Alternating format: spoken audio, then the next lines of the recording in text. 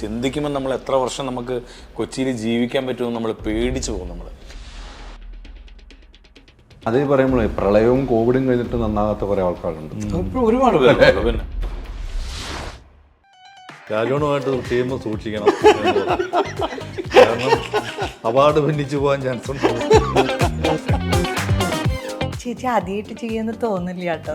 അത് കേട്ടോട് കൂടിയിട്ട് പിന്നെ ഒരു കോൺഫിഡൻസ് ആയി. പിന്നെ വർക്കുകൾ ചെയ്യുമ്പോൾ എല്ലാവരും പുള്ളിയാണ് ഈ കുഴപ്പം മുഴുവൻ ഉണ്ടാക്കിയത്. ഒരു മുഴുനീള കഥാപാത്രമാണെന്ന് എനിക്ക് അങ്ങനെ അത് തോന്നിയില്ല പറഞ്ഞപ്പം. പക്ഷെ ചെയ്തു വന്നപ്പോൾ വളരെ മനോഹരമായെന്ന് എല്ലാവരും പറയുന്നുണ്ട്. ഷാജോൺ അതിന് പേടിയും.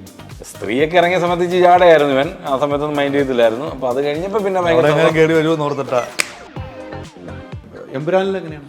എമ്പുരാൻ എന്നെ ലൂസിഫറിൽ കൊന്നു കളഞ്ഞല്ലോ. രാജനോട് ഞാൻ വിളിച്ചു പറഞ്ഞു, ഒരു സൂചന തന്നിരുന്നെങ്കിൽ ഞാൻ ഒഴിഞ്ഞു മാറിയെന്ന് പറഞ്ഞു. എല്ലാവരും ഡയലോഗ് പഠിച്ചു വെക്കും. ഞങ്ങളുടെ ഡയലോഗ് എല്ലാം പറഞ്ഞു തരും, അവന്റെ ഡയലോഗ് തെറ്റിക്കുകയും ചെയ്യും. നമസ്കാരം. പുത്തൻ സിനിമയുടെ വിശേഷങ്ങൾ പങ്കുവയ്ക്കാൻ 3 അതിഥികൾ, 3 പേർക്ക് സ്വാഗതം. Thank you so much. എന്തായി ഇതുവരെ റിലീസ് ആവുകയാണ്. അപ്പൊ അതിന്റെ വിശേഷങ്ങളൊക്കെയാണ്. ഒരു നല്ല സിനിമ, അതിന്റെ പ്രതീക്ഷകളിലൊക്കെയാണ് ഞങ്ങള്. അപ്പൊ അതൊക്കെ ഒന്ന് അലിയുമായി സംസാരിക്കുക. വളരെയധികം പ്രതീക്ഷയിലാണ് അല്ലേ? നമുക്കറിയാം, ഇന്ന് ഏറെക്കുറെ 1 വർഷം തികയുന്നു ബ്രഹ്മപുരം അല്ലേ? ഹാൻഡ് തീ കത്തിയതുമായി ബന്ധപ്പെട്ട അന്നൊക്കെ അനുഭവിച്ചതാണ്. അതിനു മുമ്പേ ഈ കഥ വന്നു എന്നാണ് ഷൂട്ട് തുടങ്ങി അല്ലേ? എന്നാണ് എനിക്ക് തോന്നുന്നത്. എങ്ങനെയാണ് ഈ അനിൽ തോമസ് ഇതിലേക്ക് വരുന്നത്? ഇത് കഥ കേൾക്കുമ്പോഴും ഷൂട്ട് ചെയ്യുമ്പോഴും ഈ പ്ലാന്റ് ഒന്നും തീ പിടിച്ചിട്ടില്ല. എന്നോട് നല്ലേട്ടൻ ഈ കഥ എന്ന് പറയുന്നത് നമ്മുടെ കൊറോണയ്ക്കൊക്കെ ശേഷം 2022 ഒരു തുടക്കത്തിലൊക്കെ ആയിരുന്നു. അപ്പോൾ അതുവരെ എന്നെ സംബന്ധിച്ച് ഞാൻ 20 വർഷമായിട്ട് കൊച്ചിയിൽ താമസിക്കുന്ന ആളാണ്. അപ്പോൾ അതുവരെ ഒരു പേപ്പറിൽ 1-2 കോളത്തിൽ വരുന്ന വാർത്ത മാത്രമായിരുന്നു ബ്രഹ്മപുരം വിഷയത്തെക്കുറിച്ചുള്ള എൻ്റെ അറിവ്. അത് നമ്മൾ വായിക്കുന്നു, നമ്മൾ വിടുന്നു. പക്ഷെ അനിലേട്ടൻ വന്ന് കഥ പറഞ്ഞപ്പോഴാണ് ഇത് ഇത്രയധികം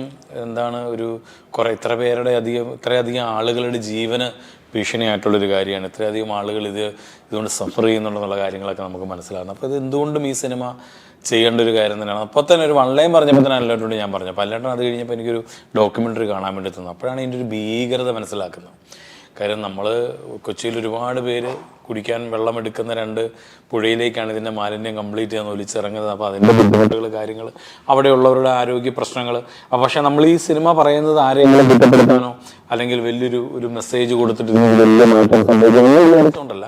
ആ ബ്രഹ്മപുരത്തുള്ള ഒരു ഫാമിലി, ആ ഫാമിലിക്ക് അവരെ ഇത് എങ്ങനെയാണ് അഫക്റ്റ് ചെയ്തിട്ടുള്ളത്, അവരുടെ ജീവിതത്തിൽ എങ്ങനെ അവരെ ബാധിച്ചു, അവർക്കുണ്ടായ ബുദ്ധിമുട്ടുകൾ, ആ രീതിയിലാണ് നമ്മളിതൊരു കഥ പറഞ്ഞു പോകുന്നത്. അപ്പോൾ തീർച്ചയായിട്ടും ഒരു കലാകാരൻ എന്നുള്ള രീതിയിൽ സമൂഹത്തോടുള്ളൊരു പ്രതിബദ്ധതയാണ് ഈ സിനിമ ചെയ്യണം.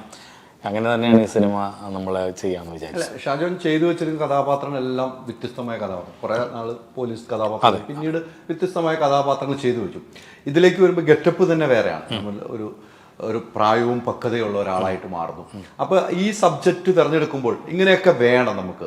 ഇപ്പം നേരത്തെ പറഞ്ഞു, കൊച്ചിയിൽ ഇത്ര വർഷങ്ങളായിട്ട് താമസിക്കുന്നു, 2-3 കോളത്തിൽ ഒതുങ്ങുന്ന വാർത്ത.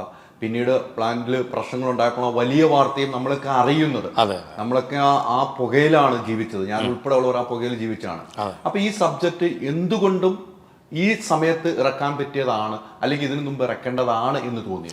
അല്ല, നമ്മളിത് ഷൂട്ട് തുടങ്ങി സെക്കൻഡ് ഡേ ആണ് ഈ ബ്രഹ്മപുരം കത്തുന്നത്, ഇത്ര സീരിയസ് ആയിട്ടുള്ളൊരു ഇഷ്യൂ ഉണ്ടാകുന്നത്. എനിക്ക് തോന്നുന്നൊരു 1-ാം തീയതി എന്തോ ആയിരുന്നു കാന്തല്ലൂരിൻ്റെ ഷൂട്ടിങ് തുടങ്ങി. സെക്കൻഡ് ഡേ ആയിരുന്നു ഇവിടെ കത്തുന്നത്, മനസ്സിലായല്ലേ? അപ്പോഴാണ് ഇത് കൂടുതലും കൊച്ചിയിലേക്ക് പുക വന്നു തുടങ്ങിയത്. ഇത്രയധികം ഡിസ്കസ് ചെയ്യപ്പെട്ടതും ഇത്രയധികം ചാനലിൽ ഇതിന് പ്രാധാന്യം കിട്ടിയതൊക്കെ ഈ വിഷയത്തിന്. അപ്പൊ അതിന് മുമ്പ് തന്നെ അല്ലാണ്ട് ഇതിന്റെ ഒരു സ്റ്റഡിയിലായിരുന്നു. അപ്പൊ അതിന് മുമ്പ് ചെറിയ ദുരിതങ്ങളാണ്, അതുകൊണ്ടുണ്ടാകുന്ന ബുദ്ധിമുട്ടുകളൊക്കെ ആയിരുന്നു. അപ്പൊ അതിനുശേഷമാണ് ഇത് കൂടുതൽ ആളുകളിലേക്ക് എത്തിയത്. അപ്പൊ അതുകൊണ്ട് തന്നെയാണ് നമ്മുടെ ഈ സിനിമയ്ക്കും ഒരുപാട് പേര് അറിഞ്ഞതും. ആ സമയത്ത് നമ്മുടെ ഷൂട്ടിംഗ് സമയത്തൊക്കെ ഒരുപാട് പേര് വിളിക്കുകയും ഈ സിനിമയെ കുറിച്ച് ചോദിക്കുകയും ഒക്കെ ചെയ്തത് ഈ ഒരു കാരണം കൊണ്ട് തന്നെയാണ്.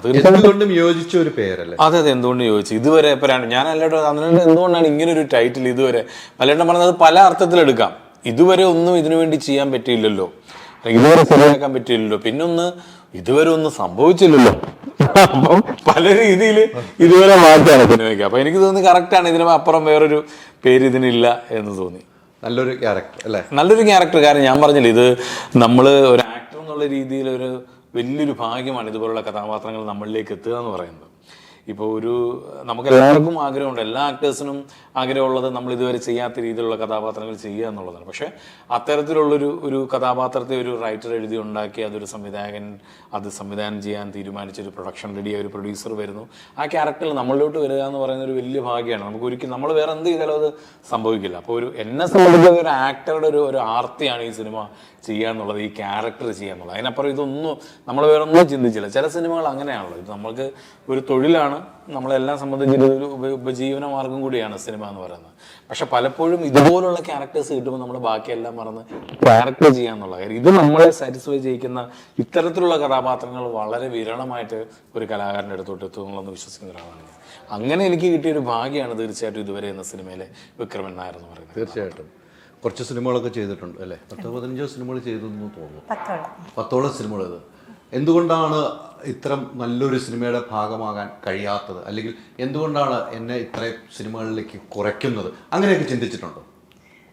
അതൊക്കെ ഓരോ നിമിത്തങ്ങളാണല്ലോ. ഇപ്പോൾ ഇതിൽ വരാൻ സാധിച്ചതും ഇങ്ങനെ ഒരു നല്ല ക്രൂ, അതായത് നാഷണൽ അവാർഡ് കിട്ടിയിട്ടുള്ള ഒരു ഡയറക്ടർ, ക്യാമറാമാൻ, അങ്ങനെ ഷാജൻ സാറിനെ കൂട്ടുള്ള അങ്ങനെയുള്ള ഒരു ക്രൂവിൻ്റെ കൂടെ മനുരാജ് സാറ് അങ്ങനെ ഇവരുടെയൊക്കെ കൂടെ അഭിനയിക്കാൻ എല്ലാത്തിനും ഒരു സമയമുണ്ടല്ലോ. അപ്പോൾ ഇത് എന്നെ സംബന്ധിച്ച് വലിയൊരു ഭാഗ്യമാണ്. അത് ആദ്യമായിട്ട് അനിൽ സാറിനെ കാണുമ്പോൾ തന്നെ സാർ എന്നോട് പറഞ്ഞു, ഇങ്ങനെ ഇത്രയും ഇമോഷണലായിട്ട് ചെയ്യാനുള്ള ഒരു ക്യാരക്ടറാണ്, പറ്റില്ലേ എന്ന് ചോദിച്ചു. അപ്പം ഞാൻ തീർച്ചയായിട്ടും എന്താ വെച്ചാൽ നമുക്ക് അങ്ങനെ ഒരു അവസരം കിട്ടാന്ന് പറയണത് ഭാഗ്യമാണ്. അപ്പം മാക്സിമം അത് ചെയ്തു എന്നാണ് എൻ്റെ വിശ്വാസം. അപ്പോൾ ഇങ്ങനെ ഒരു ലതേനെ ഫസ്റ്റ് ടൈമാണ് ഞാൻ ഈ സിനിമയുടെ ലൊക്കേഷൻ വെച്ചാണ് ലതയെ കാണുന്നത്. അപ്പോൾ അത് കഴിഞ്ഞപ്പോഴാണ് പലരും നമ്മുടെ സുഹൃത്തുക്കളൊക്കെ പറഞ്ഞല്ലോ അത് ആ സിനിമയിലുണ്ടായിരുന്നു, നല്ല ആക്ട്രസ് ആണെന്നൊക്കെ പറഞ്ഞു. അപ്പോൾ ഇങ്ങനൊരു ക്യാരക്ടറിന് ഈ സ്ക്രിപ്റ്റ് വായിച്ചു കഴിഞ്ഞപ്പോൾ തന്നെ അല്ലോട്ട് ഞാൻ ചോദിച്ചു, അല്ലാണ്ട് ഈ ക്യാരക്ടർ ആരാണ് ചെയ്യുന്നത് എന്ന് ചോദിച്ചാൽ പറഞ്ഞൊരു പുതിയൊരാളാണ്, ലത എന്നാണ് പേര് എന്ന് പറഞ്ഞപ്പോൾ എനിക്ക് അറിഞ്ഞുകൂടാ. ഞാൻ പറഞ്ഞു അല്ലേട്ടൻ എങ്ങനെയുണ്ട്, നല്ല ആർട്ടിസ്റ്റാണ്, നന്നായിട്ട് നമ്മൾ നോക്കിയിരുന്നു. നമ്മളൊന്ന് അവരെയും കടത്തി വിട്ടു അറിഞ്ഞിരിക്കണമല്ലോ, നമ്മളെ കടത്തി വിട്ടു. അപ്പോൾ പക്ഷേ എല്ലാം കഴിഞ്ഞ് പെർഫോം ഒരു 2 സീനൊക്കെ കഴിഞ്ഞ് കഴിയുമ്പോൾ തന്നെ മനസ്സിലായില്ല ലതയുടെ ഒരു കഴിവ്. തീർച്ചയായിട്ടും എനിക്ക് തോന്നുന്നത് ഒരുപാട് ഇതേപോലെ നല്ല നല്ല ക്യാരക്ടേഴ്സ് ചെയ്യാൻ പറ്റുന്ന ഒരു ആക്ട്രസ് തന്നെയാണ്. അല്ല, ഈ സബ്ജക്റ്റിന് കുറെ ഒരു വീട്ടമ്മ എന്ന നിലയ്ക്കും അല്ലെങ്കിൽ ഒരു സ്ത്രീ എന്ന നിലയ്ക്കും കൊച്ചിയിലെ സ്ത്രീകൾ അനുഭവിക്കുന്ന ഒരു വേദനയും യാതനയൊക്കെ ഉണ്ട് അല്ലേ? കൊച്ചിയിലെ സ്ത്രീകൾ, ഇവിടെ താമസിക്കുന്നവർ, ആ ഇമോഷനൊക്കെ നമുക്ക് കൊണ്ടുവരാൻ കഴിയുന്നുണ്ടല്ലോ. അത് എങ്ങനെയാണ് വർക്ക് ചെയ്ത്? അത് ശരിക്കും പറഞ്ഞെന്ന് വെച്ചാൽ നമ്മൾ പേപ്പറിലും ന്യൂസിലൊക്കെ കാണുമ്പോൾ കൊച്ചിയിൽ സംഭവിച്ചുകൊണ്ടിരിക്കുന്നതാണെന്ന് മാത്രമേ നമുക്കറിയുള്ളൂ. ഇത് സെയിം ടൈം തന്നെ നമ്മൾ അഭിനയിക്കുകയാണ്, കൊച്ചിയിലിത് സംഭവിച്ചുകൊണ്ടിരിക്കുകയാണ്. അപ്പോൾ ശരിക്കും നമുക്കത് ഉൾക്കൊണ്ട് നമുക്ക് അഭിനയിക്കാൻ സാധിച്ചു. പിന്നെ എല്ലാവരുടെ സപ്പോർട്ട് ഉണ്ടായിരുന്നു, അതാണ് വലിയൊരു കാര്യം. ഇതിൻ്റെ പല ഇതുകളും കുറേ ഹെൽത്ത് ഇഷ്യൂസും കാര്യങ്ങളൊക്കെ വരുന്നുണ്ട്. അപ്പോൾ നമ്മളത് ചെയ്യുമ്പോൾ ശരിക്കും ഇമോഷണലായിട്ട് തന്നെ ചെയ്യാൻ പറ്റും. ഞാൻ അവിടെ വെച്ചാൽ ഞാൻ അനുഭവിക്കണ ആ ഒരു ഇതിൽ തന്നെ നമുക്ക് ചെയ്യാൻ പറ്റും. അതുപോലെ വിക്രമൻ നായരുടെ ക്യാരക്ടർ, അത് ഭയങ്കര ഇമോഷണലായിട്ടുള്ള ക്യാരക്ടർ. നമ്മളത് കാണുമ്പോൾ ഷൂട്ട് ചെയ്യുമ്പോൾ തന്നെ കാണുന്നവരിരുന്ന് കരഞ്ഞു പോകും. അത്രയ്ക്കും ഇമോഷണൽ നമ്മൾ കണ്ടിരിക്കണം. പോലീസായിട്ടും അതുപോലെ വില്ലനായിട്ടും പൊളിറ്റീഷ്യനായിട്ടൊക്കെയാണല്ലോ. പക്ഷെ ഇങ്ങനത്തെ ഒരു ക്യാരക്ടർ ചെയ്യണം ആദ്യമായിട്ടാണ്. അത് കാണുമ്പോൾ അത്ര ചെയ്യുമ്പോൾ ഞാനും അതിൻ്റെ അടുത്തെങ്കിലും എത്തണമല്ലോ, ആ ഒരു ഇതുണ്ടായിരുന്നു. പിന്നെ പിന്നെ മത്സരത്തിൽ കൂടുതലും മനുരാജായിരുന്നു. അതെ, കാരണം രണ്ടുപേരും നിൽക്കുമ്പോൾ നമ്മള് ഒറ്റയ്ക്കായി പോകാൻ പാടില്ല, അത് കടിക്കുമോ എന്നുള്ളൊരു പേടിയുണ്ടായിരുന്നു. ഞങ്ങള് മത്സരിച്ച് വരുമ്പോൾ വേറൊരാൾ മത്സരിച്ച് എന്തായാലും നല്ലൊരു സിനിമയുടെ ഭാഗമായി അല്ലേ? നമ്മൾ ആഗ്രഹിച്ച പോലെ നല്ലൊരു സിനിമയുടെ ഭാഗമാണ്. നല്ലൊരു സിനിമയുടെ ഭാഗത്തുള്ള ഒരു സീനാണെങ്കിലും മതി നമുക്ക്. നമ്മളെ പ്രേക്ഷകർ തിരിച്ചറിഞ്ഞ് ആ പ്രേക്ഷകർ തിയേറ്ററിൽ അത് കൊള്ളായ്മായിരുന്നല്ലോ എന്ന് പറയുന്ന ഒരു കഥാപാത്രം കിട്ടുമ്പോൾ നമുക്ക് ഏറ്റവും സന്തോഷം. ഇതൊരു ബ്രഹ്മപുരത്തിന്റെ കഥ പറയണെച്ചാലും ഹൃദയസ്പർശിയായ ഒരു കുടുംബകഥയാണ്. ഒരു ഫാമിലി ഇതാണ് പറയുന്നത്. ഒരു ഹസ്ബൻഡ് ആൻഡ് വൈഫ്, ഒരു മകൻ, അവരുടെ ഒരു കൂട്ടുകാരനുണ്ട്, ലോറി ഒരു ഡ്രൈവർ, കൂട്ടുകാരൻ, ഡ്രൈവർ അതാണല്ലോ ഇരിക്കുന്നത്. വഴി തെറ്റിക്കുന്ന ഒരു ഭക്ഷണം, എല്ലാം കൊണ്ടും പൊതുവേ ജീവിതത്തിലും ആളുകൾ വഴി തെറ്റിക്കുന്നുണ്ടല്ലോ. നേരെ പോന്ന് വിചാരിച്ച് നടക്കില്ല, അപ്പൊ വഴി തെറ്റിട്ട് പോകണമെന്നാണ്. അല്ല, ഇത് ഈ ബ്രഹ്മപുരം എന്ന വിഷയം മാത്രമല്ല ഇതിൻ്റെ അകത്ത് പറയുന്നത്. ഇത് ഇപ്പോൾ പറഞ്ഞ പോലെ ഒരു ഫാമിലി ഓറിയൻറ്റഡ് ആയിട്ട് കുറേ സംഭവങ്ങളുണ്ട്. അത് അല്ലേട്ടൻ ഈ സംഭവം പറയുമ്പോൾ ഞാൻ ഈ ഒരു ഭയങ്കര ഗൗരവക്കാരനായിട്ടൊരു സംവിധായകനായിട്ടാണ് അദ്ദേഹത്തെ കണ്ടിരുന്നത്. പക്ഷേ കാര്യം എൻ്റെ നെയ്ബറാണ് ഈരാറ്റുപേട്ട, ഞാൻ തറവാ വീടിൻ്റെ അടുത്ത്. അങ്ങനെ ഒരു പ്രശ്നങ്ങളുണ്ടല്ലോ, അങ്ങനെ ഒരു വിഷയമുണ്ട്. അതുകൊണ്ട് വളരെ ശ്രദ്ധിച്ച് ഒരു അവസ്ഥ. അതെ അതെ, അല്ല ആ അബദ്ധം പുള്ളിക്ക് ക്ലിയർ ആയിരുന്നു. അത് ഞാൻ ക്ലിയർ ആയി. അവിടുന്ന് സ്ഥലം മാറിയോ? സ്ഥലം മാറി, എറണാകുളത്തേക്കായി. ഞാൻ പറയുന്നതെന്ന് വെച്ചാൽ ഇത് ബ്രഹ്മപുരം എന്ന് പറഞ്ഞ് മാത്രം തള്ളിക്കളയാവുന്നൊരു സബ്ജക്റ്റ് അല്ലേ ഇതുവരെ എന്ന് പറഞ്ഞാൽ. ഇതുവരെ സംഭവിച്ച കുറേ കാര്യങ്ങൾ ഇത് പറയുന്നുണ്ട്. ഈ ചിത്രം വളരെ സീരിയസോടുകൂടി ഫാമിലിക്ക്, കുട്ടികൾക്ക് എല്ലാം വളരെയധികം ഇഷ്ടപ്പെടുന്ന രീതിയിൽ കുറേ കാര്യങ്ങൾ ഇതിൻ്റെ അകത്തുണ്ട്. അത് ഫാമിലിയായിട്ട് തന്നെ കണ്ടാലേ നമുക്കത് ഫാമിലിയായിട്ട് തന്നെ കാണണം ചെയ്യണം.